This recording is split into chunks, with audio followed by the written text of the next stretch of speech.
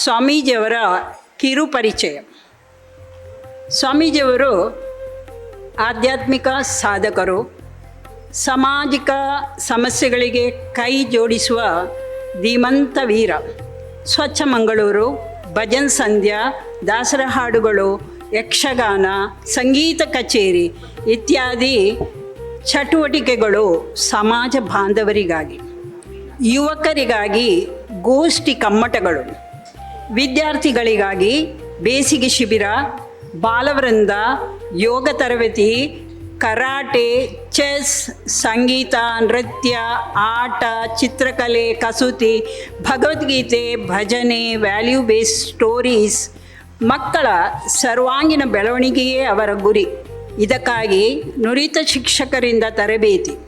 ಒಂದೇ ಸೂರಿನಡಿಯಲ್ಲಿ ಪ್ರಕೃತಿಯ ಸ್ವಚ್ಛ ಪರಿಸರದಲ್ಲಿ ಸಮಾಜದ ಎಲ್ಲ ಬಾಂಧವರಿಗಾಗಿ ಹಲವಾರು ಕಾರ್ಯಾಗಾರಗಳನ್ನು ನಡೆಸುತ್ತಾ ಬಂದಿರುವ, ಅವಕಾಶಗಳನ್ನು ಒದಗಿಸಿ ಎಲ್ಲರನ್ನೂ ಒಗ್ಗೂಡಿಸಿ ಸಮಾಜದಲ್ಲಿ ಗುರುತಿಸಿಕೊಂಡಿರುವ ನಮ್ಮ ನಲ್ಮೆಯ ಪರಮಪೂಜ್ಯ ಸ್ವಾಮೀಜಿಯವರಿಗೆ ಎಲ್ಲರ ಪರವಾಗಿ ಹೃದಯಾಳದ ನಮನಗಳು. ಸ್ವಾಮೀಜಿಯವರ ಹಿತನುಡಿಗಳು. ಶ್ರೀ ಗುರುಭ್ಯೋ ನಮಃ. ಬೇಸಿಗೆಯ ಶಿಬಿರದಲ್ಲಿ ಪಾಲ್ಗೊಂಡಿರ್ತಕ್ಕಂಥ ಎಲ್ಲ ಮಕ್ಕಳೇ ಒಂದ್ಸತಿ ಜೋರಾಗಿ ಚಪ್ಪಾಳೆ ಇರ್ತೈತಿ ನೋಡೋಣ. ನಾನು ಪೇರೆಂಟ್ಸಿಗೆ, ತಂದೆ ತಾಯಿಗಳಿಗೆ ಒಂಚೂರು ಎರಡು ಕಿವಿ ಮಾತನ್ನು ಹೇಳ್ತೀನಿ ನೋಡಿ. ನಾವು ಶಾಲೆಯಲ್ಲಿರುವಾಗ ಒಂದು ಕನ್ನಡದಲ್ಲಿ ಒಂದು ಪಾಠ ಇತ್ತು.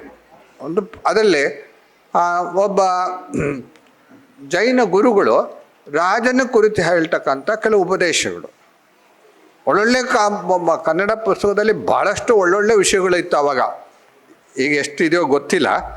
ಅದ್ರಲ್ಲಿ ಹೇಳ್ತಾರೆ, ತಂದೆ ಮಕ್ಕಳಿಗೆ ಬಾಲ್ಯದೋಳಕ್ಕರೆಯ ವಿದ್ಯೆಯ ಕಲಿಸದಿದ್ದಡೆ ಕೊಂದಂ ಅಂತ. ಮಕ್ಕಳಿಗೆ ಸಣ್ಣ ವಯಸ್ಸಿನಲ್ಲಿ ಅಕ್ಕರೆಯಾಗಿರ್ತಕ್ಕಂಥ, ಜೀವನಕ್ಕೆ ಬೇಕಾಗಿರ್ತಕ್ಕಂಥದ್ದು, ವ್ಯಕ್ತಿತ್ವ ವಿಕಸನಕ್ಕೆ ಬೇಕಾಗಿರ್ತಕ್ಕಂಥದ್ದು, ಅವನಲ್ಲಿ ಇರತಕ್ಕಂಥ ಸೌಜನ್ಯವನ್ನು, ಒಳ್ಳೆ ವಿಷಯಗಳನ್ನು, ಅವರನ್ನ ಸ್ವಭಾವವನ್ನು, ಅವರ ಕ್ಯಾರೆಕ್ಟರನ್ನು ಉತ್ತಮಗೊಳಿಸ್ತಕ್ಕಂಥ ವಿಚಾರವನ್ನು ಸಣ್ಣ ವಯಸ್ಸಿನಲ್ಲೇ ಕಲಿಸ್ಕೊಂಡು ಬರಬೇಕಂತೆ. ಇಲ್ಲೇನೇನಾಗುತ್ತೆ, ಅದನ್ನು ಕೊಡದೇ ಇದ್ದರೆ ಆ ಮಕ್ಕಳ ಮುಂದಿನ ಜೀವನವನ್ನು ಅಲ್ಲಿಗೆ ಪರಿಸಮಾಪ್ತ ಮಾಡಿದಾಗ ಆಗತ್ತೆ. ಮಕ್ಕಳಿಗೆ ಸಣ್ಣ ವಯಸ್ಸಿನಲ್ಲೇ ಒಳ್ಳೊಳ್ಳೆ ವಿಷಯಗಳನ್ನು ಅವ್ರಿಗೆ ಹೇಳ್ಕೊಡ್ಬೇಕು. ಅದನ್ನೇ ನಾವು ಸ್ವಲ್ಪ ಮಟ್ಟಿಗೆ ಈ 10 ದಿವಸ ನಿಮ್ಮ ಮುಂದೆ ಇಟ್ಟಿದ್ದೀವಿ. ಪೇರೆಂಟ್ಸ್ ಏನು ಮಾಡಬೇಕೀಗ? ಮಕ್ಕಳಲ್ಲಿ ಟ್ಯಾಲೆಂಟ್ಸ್ ಇದೆ. ಒಬ್ಬರಿಗೆ ಏನಾದರೂ ಒಂದೊಂದು ಟ್ಯಾಲೆಂಟ್ಸ್ ಇದೆ. ಕೆಲವು ಚಿತ್ರ ಬರೆದಲ್ಲಿ ಟ್ಯಾಲೆಂಟ್ಸ್ ಇರುತ್ತೆ, ಹಾಡುವ ಟ್ಯಾಲೆಂಟ್ಸ್ ಇರುತ್ತೆ, ಕೆಲವರಿಗೆ ಕೆಲಸವನ್ನು ಒಳ್ಳೆಯದಾಗಿ ಆರ್ಗನೈಸ್ ಮಾಡ್ತಕ್ಕಂಥ ಟ್ಯಾಲೆಂಟ್ಸ್ ಇರುತ್ತೆ.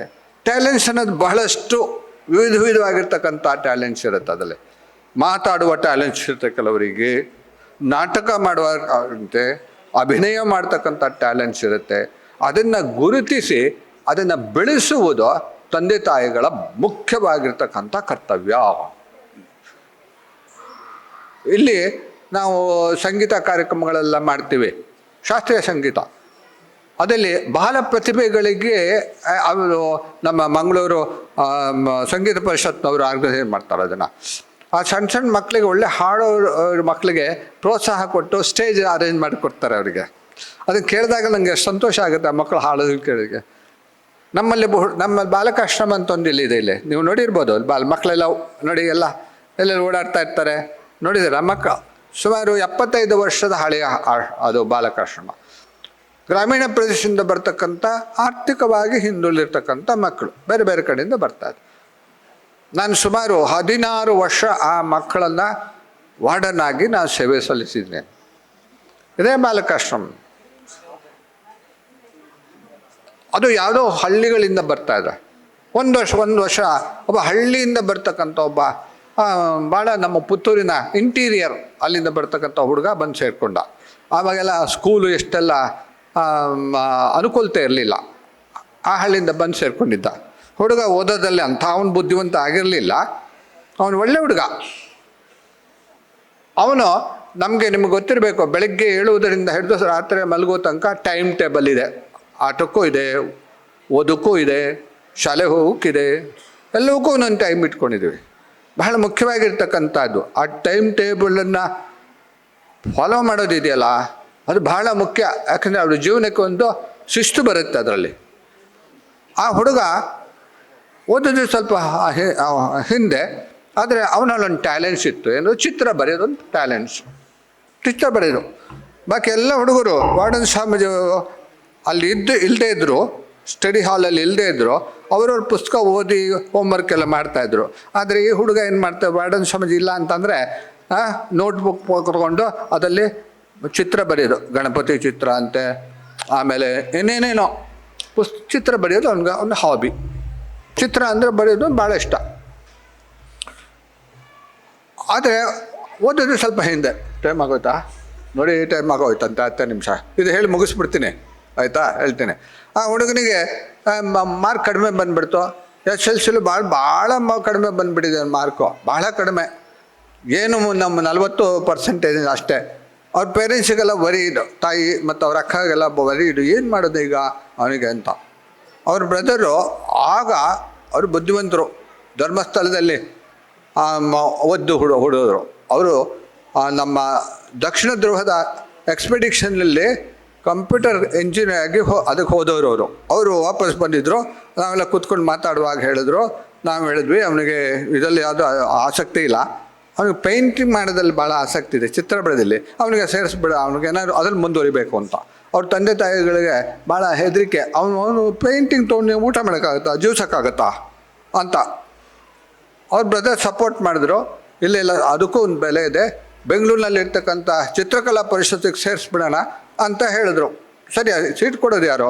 ದೇವ್ರ ದಯದಿಂದ ನಮಗೆ ಪರಿಚಯದವರೊಬ್ಬರು ಅಚ್ಯುತ್ ದಾಸರ ಬ್ರದರು, ಅವ್ರು ಕೇಶವದಾಸರು, ಅವ್ರಿಗೆ ಮಿನಿಸ್ಟ್ರು ಪರಿಚಯ ಇತ್ತು. ಅವ್ರ ಮುಖಾಂತರ ಒಂದು ಸೀಟ್ ಸಿಕ್ಬಿಡ್ತು. ನಿಮ್ಗೆ ಆಶ್ಚರ್ಯ ಆಗ್ಬೋದು, ಹುಡುಗ ಫಸ್ಟ್ ಇನ್ ದ ಕ್ಲಾಸು, ಎಲ್ಲೇ ಅಲ್ಲಿ ಚಿತ್ರಕಲಾ ಪರಿಷತ್ ಫಸ್ಟು. ಆಮೇಲೆ ಅವನಿಗೆ ಬಂದಾಗ ರಜೆಯಲ್ಲಿ ಬಂದು ಮಕ್ಕಳು ಬರ್ತಾರೆ, ಇಲ್ಲಿ ಉಳ್ಕೊತಾರೆ ಕೆಲವು ಸತಿ.